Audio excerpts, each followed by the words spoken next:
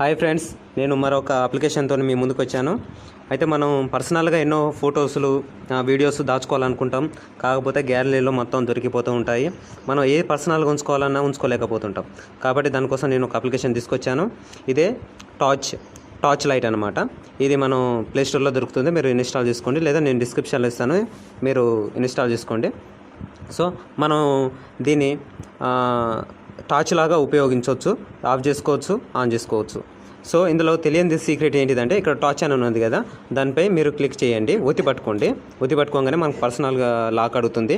నేను already lock పెట్టుకున్నాను కాబట్టి 8888 పెట్టుకోగానే ఇక్కడ చూడండి, ఇమేజెస్, ఆడియో కానీ, షేర్ కానీ, వీడియోస్ కానీ, ఏదైనా కానీ మనం పర్సనల్గా ఇందులో దాచుకోవచ్చు. అయితే నేను పర్సనల్గా నేను ఒక 2 ఫొటోస్ పర్సనల్గా దాచుకోవాలనుకుంటున్నాను.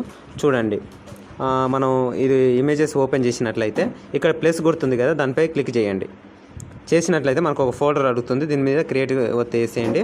ఒత్తేసిన తర్వాత దాన్ని ఓపెన్ చేసేసి ఇక్కడ ప్లేస్ గుర్తు మీద ఒత్తేయండి. దీని తర్వాత నేను ఒక 2 ఫొటోస్ దాచుకోవాలనుకుంటున్నాను.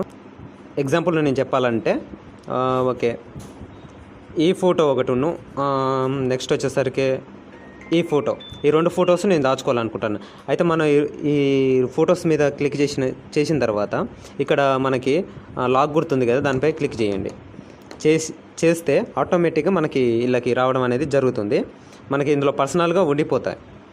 అయితే మనకి గ్యాలరీలో డిలీట్ అయిపోయినా కానీ మనకి ఇందులో ఉండిపోతాయి అన్నమాట. మన పర్సనల్గా ఉండిపోతాయి. మీరు ఒకసారి మళ్ళీ క్లిక్ చేసినట్టయితే మీరు ఇక్కడ పర్సనల్ కోడ్ ఉంటుంది, అది మీరు పెట్టుకోండి. నేను ఆల్రెడీ 8888 పెట్టుకున్న తర్వాత ఇమేజెస్ ఓపెన్ చేస్తే చూడండి, పర్సనల్గా ఇక్కడ ఉండిపోతాయి. సో ఫ్రెండ్స్, ఈ వీడియో మీకు చాలా ఉపయోగపడుతుందని అనుకుంటున్నాను. ఈ వీడియో మీకు నచ్చినట్లయితే లైక్ చేయండి, షేర్ చేయండి, అలాగే కామెంట్ చేయండి.